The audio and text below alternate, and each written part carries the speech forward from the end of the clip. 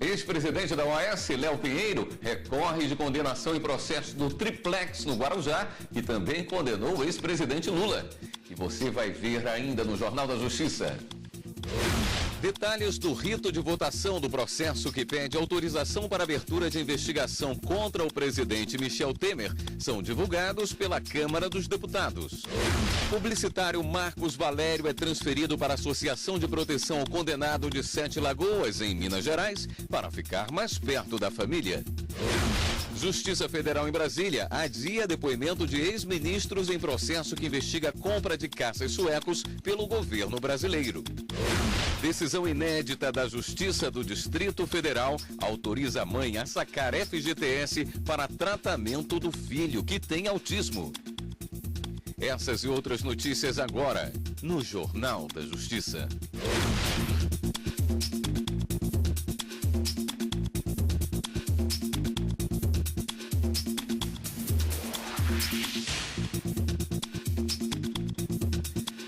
Boa noite. A presidente do Superior Tribunal de Justiça, ministra Laurita Vaz, negou o pedido do município de Campos dos Goytacazes, no Rio de Janeiro, para suspender o repasse de royalties da exploração de petróleo e gás natural à Caixa Econômica Federal. O valor do contrato passa de R$1 bilhão. O caso chegou à Justiça depois que o município de Campos dos Goytacazes fez um acordo com a Caixa Econômica Federal de transferência dos direitos de crédito referentes à exploração de petróleo e gás entre os anos de 2016 e 2026. Em contrapartida, a Caixa pagou cerca de R$562 milhões. Depois desse acordo, tanto o município fluminense quanto o banco procuraram a Justiça Federal. O município pleiteava a anulação do contrato e o banco o cumprimento das cláusulas. O Tribunal Regional Federal da 2ª Região determinou a manutenção dos repasses à Caixa Econômica Federal. Aqui no STJ, a defesa de Campos alegou queda de arrecadação das receitas da exploração de petróleo e derivados. Acrescentou ainda que a manutenção dessa decisão aumentaria a crise financeira local. Ao analisar o pedido, a presidente do STJ, a ministra Laurita Vaz, lembrou que o município já passava por grave crise na época em que formalizou o acordo. A ministra afirmou ainda que a complexidade do caso exige análise do mérito da causa, o que ainda não é possível, já que o caso ainda está em curso na Justiça Federal. Presidente do Supremo Tribunal Federal, ministra Carmen Lúcia, rejeita mandado de segurança de deputado que pedia retorno ao cargo antes do término de licença. A repórter Viviane Novaes tem as informações. Boa noite, Viviane. Boa noite, William. Olha, o deputado federal Valtenir Pereira, do PSB de Mato Grosso, pretendia voltar imediatamente ao cargo de uma licença consecutiva, no total aí de 121 dias, por motivo de saúde e interesse particular. A ação que ele moveu aqui no Supremo Tribunal Federal questionava um ato do presidente da Câmara dos Deputados, Rodrigo Maia, que indeferiu o retorno do parlamentar ao cargo. Para a presidente do STF, ministra Carmen Lúcia, a discussão da validade da licença deve ser resolvida com base nas normas internas da Câmara dos Deputados. Com a sentença, o ex-vereador de Tangará da Serra, que fica a cerca de 240 quilômetros de Cuiabá, Rogério Silva, que renunciou ao cargo no Legislativo para assumir a vaga de Valtenir, continuará a exercer o mandato de deputado federal. William. Obrigado, Viviane. Liminar do ministro Marco Aurélio, do Supremo Tribunal Federal, suspende concurso para outorga de serventias no Rio de Janeiro. Repórter Carolina Chaves tem mais detalhes. Carolina, boa noite. Boa noite, William. Boa noite a todos. Olha, a decisão foi em mandado de segurança. O ministro Marco Aurélio atendeu ao pedido dos candidatos do concurso público que questionavam alterações feitas pelo Conselho Nacional de Justiça quanto ao critério de avaliação de aprovação na primeira etapa do concurso. Segundo o CNJ, essa mudança se deu por conta da baixa concorrência e se não houvesse essa alteração, o concurso não teria caráter eliminatório e também todos os candidatos seriam aprovados. Mas o ministro Marco Aurélio entendeu que não é possível alterar o edital sob pena de ofender os princípios da vinculação ao edital e também da segurança jurídica. William. Muito obrigado, Carolina. O plenário da Câmara dos Deputados deverá analisar a denúncia contra o presidente Michel Temer no dia 2 de agosto. O parecer da Comissão de Constituição e Justiça recomenda a rejeição do pedido da Procuradoria-Geral da República para processar o presidente da República por crime de corrupção passiva. Na volta do recesso parlamentar, no dia 1º de agosto, vai ser lido no plenário da Câmara o parecer da Comissão de Constituição e Justiça contrário à abertura do processo. A votação será no dia 2. A sessão está marcada para as 9 da manhã, mas só será aberta com 51 deputados presentes. O primeiro a falar será o relator do parecer da CCJ, deputado Paulo Abiacchio. Em seguida, será a vez do presidente Michel Temer ou de um advogado dele. Outros oradores inscritos contra e a favor terão 5 minutos cada um.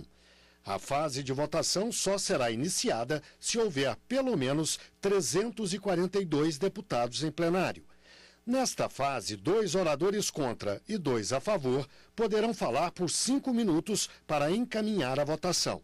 E os líderes terão 1 minuto para orientar as bancadas. No momento da votação, os parlamentares serão chamados por ordem alfabética, por estado, alternadamente, do norte para sul e vice-versa. Eles deverão responder sim se forem favoráveis ao parecer da CCJ e não se forem contrários ao parecer, e podem ainda se abster. Por fim, o resultado será proclamado se houver 342 votos. No caso de quórum inferior a esse, nova votação será convocada. O Ministério Público Federal no Distrito Federal enviou um pedido de liminar à Justiça para que o Ministério da Saúde suspenda a compra e distribuição de novos lotes de um medicamento chinês utilizado para o tratamento de leucemia em pacientes do SUS.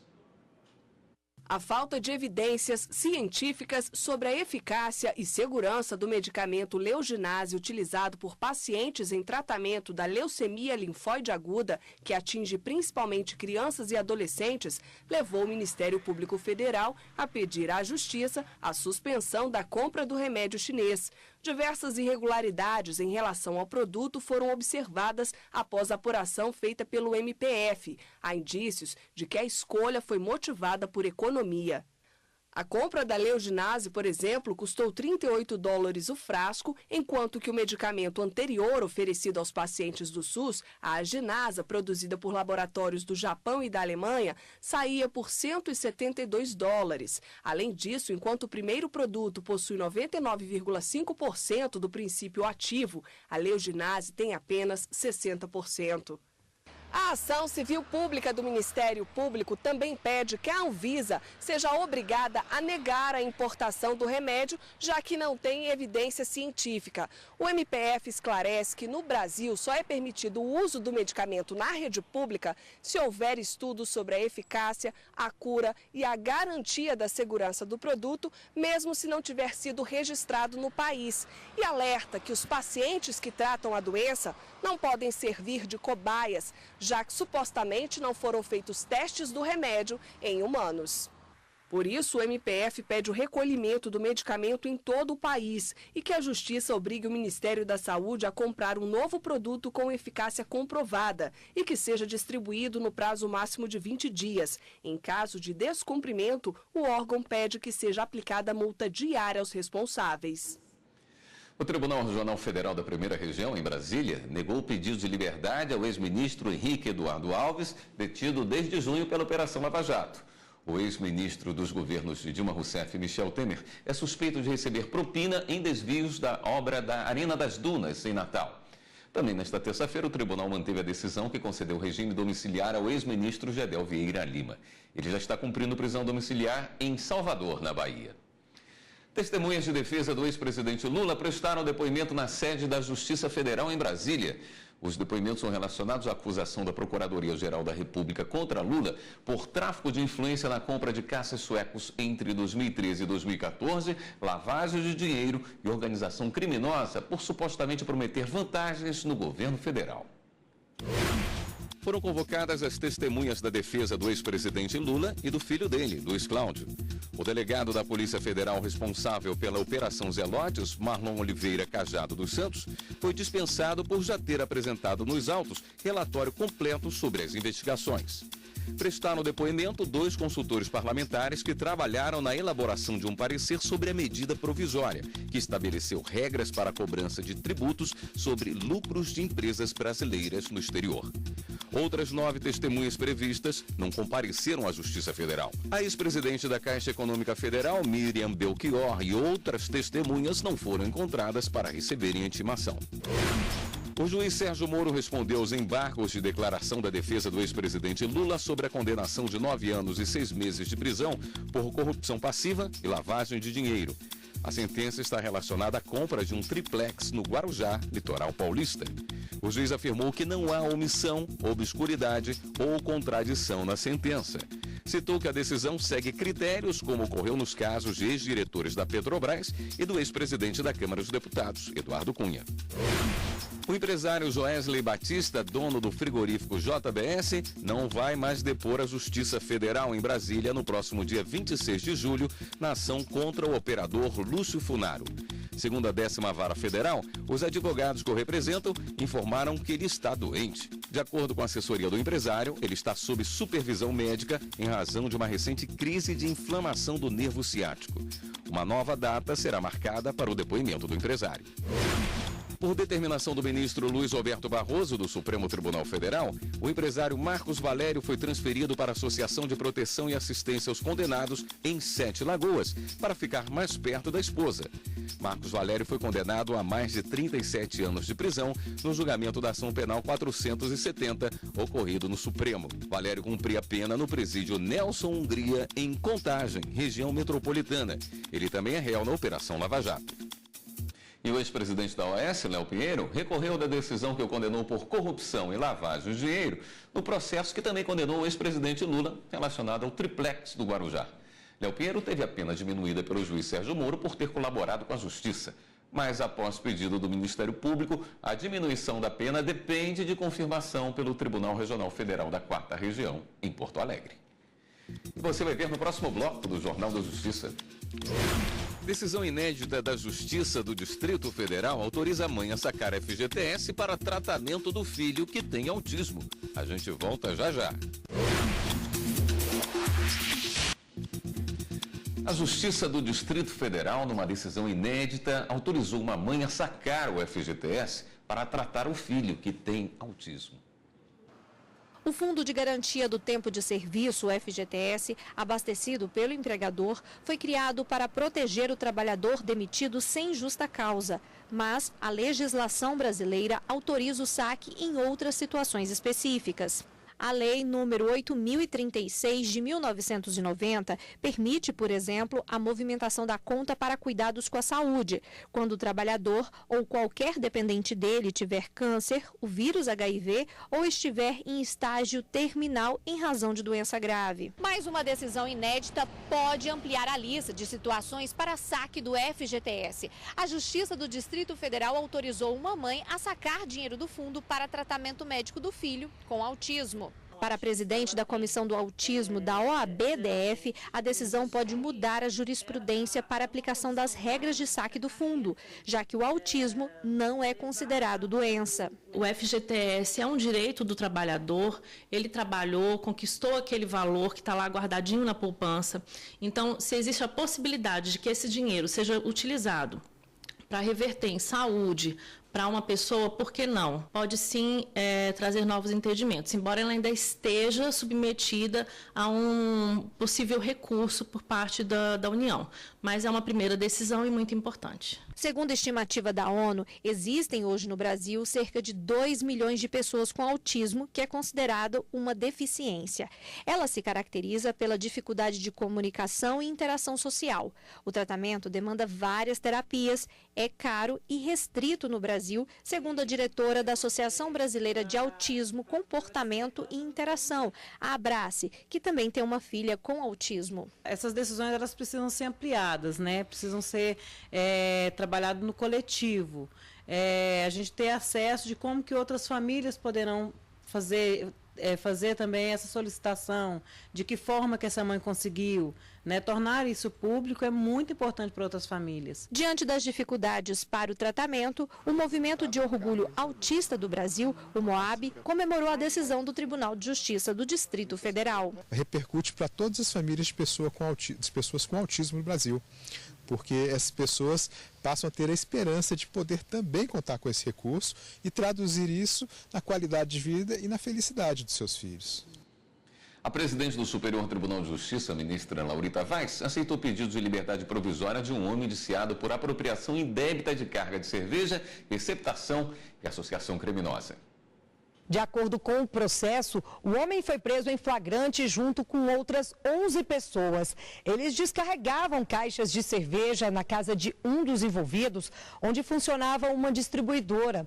Segundo a Ambev, a carga deveria ser transportada de Salvador para Limeira, em São Paulo, mas foi desviada. A defesa pediu a revogação da prisão preventiva. Alegou que o réu preenchia todas as condições para responder ao processo em liberdade e que o outro acusado, no mesmo caso, teve o pedido aceito pelo próprio STJ. A ministra Laurita Vaz considerou que a situação do réu é similar à do outro beneficiado e observou que a prisão preventiva foi decretada sem demonstrar de modo concreto por quais razões a liberdade provisória causaria danos à ordem pública. Por essa razão, o pedido da defesa foi aceito e deferida a liminar. Em breve, todas as varas do trabalho da Bahia vão poder contar com um sistema que permitirá a execução trabalhista de forma mais rápida. No interior baiano, a ferramenta já traz bons resultados. Agora é a vez de Salvador receber a novidade. O TRT da Bahia começou a implantar o Cadastro de Liquidação e Execução, o CLE, em Salvador nesta segunda-feira. O CLE migra processos físicos em fase de execução para o PJE e trará celeridade para o andamento das ações trabalhistas. A 39ª Vara foi a primeira a receber a ferramenta. Até setembro deste ano, todas as varas da Bahia vão operar com o programa. Mais de 100 mil processos já foram vistoriados durante a fase de implantação no interior do estado. O projeto facilitará ainda o trabalho dos servidores. O Tribunal Superior do Trabalho absolveu uma usina de Alagoas de pagamento de indenização por danos morais à família de um trabalhador rural. Ele morreu ao ser atingido por um raio. A usina recorreu à SDI1 contestando a condenação, uma vez que o acidente ocorreu em função de uma ação da natureza por motivo de força maior, e com a alegação ainda de que não cometeu nenhum ato ilícito que caracterizasse omissão, negligência ou imprudência. Em 2015, 12 dos 14 ministros que integram a seção 1 de dissídios individuais já tinham votado. O julgamento foi suspenso a pedido do relator do caso, ministro Aloísio Correia da Veiga, e retomado agora em junho de 2017, com a análise da questão pelo próprio ministro. Ele reforçou o entendimento no sentido de afastar a aplicação da responsabilidade objetiva e subjetiva da empresa no episódio que resultou na morte do cortador de cana. A reparação a ser conferida em decorrência de acidente de trabalho decorre da responsabilidade civil da parte que coloca o empregado em atividade de risco. A aplicação da responsabilidade objetiva pelo acidente, todavia, deve decorrer da atividade realizada, o que não alcança o caso fortuito externo, quando não verificada a culpa por conduta omissiva ou comissiva do empregador. O ministro reforçou ainda não ter identificado correlação entre a natureza do trabalho e a previsibilidade da queda do raio que justificasse ou legitimasse a responsabilidade objetiva do empregador. A tese, no entanto, foi confrontada pelo ministro Hugo Scheuermann, que relatou o processo na primeira turma do TST, concluindo que ficou configurada a conduta culposa por parte da usina, que não interrompeu as atividades, ignorando as condições climáticas que afetaram a segurança do trabalhador. Está claro na NR 31, no ponto 3119.1, o empregador rural, o equiparado, deve, item A, orientar os seus empregados quanto aos procedimentos a serem adotados na ocorrência de condições climáticas desfavoráveis. B. Interromper as atividades na ocorrência de condições climáticas que comprometem a segurança do trabalhador. Os ministros Augusto César Leite de Carvalho, José Roberto Freire Pimenta, Cláudio Brandão e João Oreste Dallazen acompanharam a divergência. O ministro Renato de Lacerda Paiva também se convenceu da responsabilidade subjetiva do empregador. O ministro Brito Pereira, no entanto, ressaltou que a tragédia decorreu de um evento absolutamente fora do controle do empregador. Como esse foi o mesmo entendimento dos ministros Guilherme Caputo Bastos, Márcia Eurico Vitral Amaro e Valmir Oliveira da Costa, o julgamento teve que ser desempatado pelo presidente do Tribunal Superior do Trabalho. Se, por um lado, entendem que houve responsabilidade subjetiva, porque teria que ter adotado determinadas medidas, quanto o caso fortuito, é praticamente impossível você adotar medidas. Se você pode interromper a atividade e o raio cair enquanto ele está lá em determinado local, esperando para retomar a atividade. Assim, por maioria, prevaleceu a tese do relator, ministro Aloísio Correia da Veiga, que restabeleceu a sentença e absolveu a usina Cansanção de Sinimbu do pagamento de indenização por danos morais à família do trabalhador rural morto ao ser atingido por um raio. Você vai ver a seguir no próximo bloco do Jornal da Justiça. O Tribunal Superior Eleitoral realiza sessão pública sobre a licitação para a produção de novas urnas eletrônicas para as eleições de 2018. A gente volta em instantes.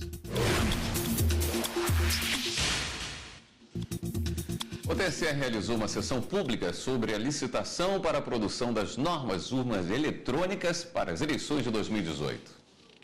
A sessão pública contou com a presença de técnicos do Tribunal Superior Eleitoral e representantes de 5 empresas de tecnologia. A ideia é apresentar o andamento do projeto da nova urna eletrônica à sociedade e ao mercado. É um equipamento específico nosso, que a gente tem no país, que tem uma forma completamente única de funcionamento. É algo eletrônico que funciona 2 vezes a cada 2 anos. E tem que funcionar ali, não pode dar errado. O projeto elaborado pelo TSE prevê que a urna seja dividida em módulos, que vão sendo acoplados à parte principal. O tribunal aproveitou a necessidade de buscar uma solução para incluir a impressão do voto no processo eleitoral, para promover melhorias na urna eletrônica. A gente precisava fazer uma inovação, tanto na parte tecnológica quanto na parte visual do equipamento, mas sem perder a segurança e até agregar mais segurança ao equipamento. E ainda aliar tudo isso ao desafio do voto impresso. Então, a maior mudança é visual. Nós quebramos alguns paradigmas do equipamento antigo para tentar ganhar em armazenamento, em peso, na própria autonomia do equipamento. Mesmo com a mudança no modelo de urna eletrônica, o TSE continua com controle sobre todo o processo de fabricação e programação dos equipamentos. Todo o processo produtivo, assim como é feito desde 1996, nenhuma urna eletrônica é produzida sem ter alguém do TSE lá. Nós sempre fizemos auditoria de qualidade. E, ultimamente, nos últimos anos, a gente tem implementado cada vez mais auditorias de segurança, porque existem uma série de processos que envolvem segurança da informação, principalmente a gravação de firmas criptográficos, que precisam de uma auditoria do TSE para garantir que aquela urna só faça o que deve fazer e só tenha softwares oficiais. A expectativa é que a licitação seja realizada até o fim deste ano. A empresa que vencer o pregão vai ter até o dia 17 de agosto do ano que vem para entregar as urnas eletrônicas para a Justiça Eleitoral. Dúvidas e sugestões sobre a nova urna eletrônica podem ser enviadas para o e-mail novaurna@tse.jus.br. O primeiro tabelionato de notas de Canoas, no Rio Grande do Sul, voltou a atender o público externo. Na semana passada, o juiz da comarca do município, na região metropolitana de Porto Alegre, determinou o fechamento do cartório por 3 dias. A ação aconteceu em conjunto com a Corregedoria Geral e o Tribunal de Justiça.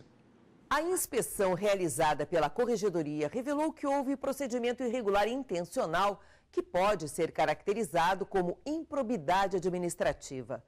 Além de lesão ao erário, teria havido enriquecimento ilícito, já que não houve repasse do valor inicial de mais de 4 milhões de reais, conforme apurado pelo Departamento de Receita do TJRS. A partir disto, foi determinado o bloqueio do valor em contas bancárias e aplicações do interino atual e da serventia. A inspeção também comprovou que dos 5 substitutos do tabelião interino, 4 são parentes dele. Cada um recebia quase R$26 mil, o que, segundo o relatório, seria desproporcional à média praticada no mercado. Houve também um aumento salarial destinado a uma das parentes sem autorização do juiz de direito, diretor do foro, além da contratação do filho do interino, formado em engenharia como pessoa especializada. Foram constatadas ainda inúmeras despesas da serventia sem comprovação fiscal, divergência no valor das receitas, gasto excessivo com combustível, com festa de final de ano e óculos 3D. O novo tabelião interino designado é Marcelo Antônio Guimarães Flack. titular dos serviços notariais e registrais de Capela de Santana. Ele assume até a realização de concurso público. O programa Saber Direito desta semana é sobre segurança jurídica, direitos fundamentais, direito dos presos e as liberdades no Estado democrático. Esses são alguns dos assuntos abordados pelo professor de Direito Constitucional e especialista em Direito Público, Daniel Sena. É nas aulas do Saber Direito, de segunda a sexta, às 8 da manhã e às 11h30 da noite. E o Jornal da Justiça fica por aqui. Outras notícias do Judiciário você acompanha amanhã, 13h, no Jornal da Justiça, primeira edição. Uma boa noite para você e continue aqui na TV Justiça.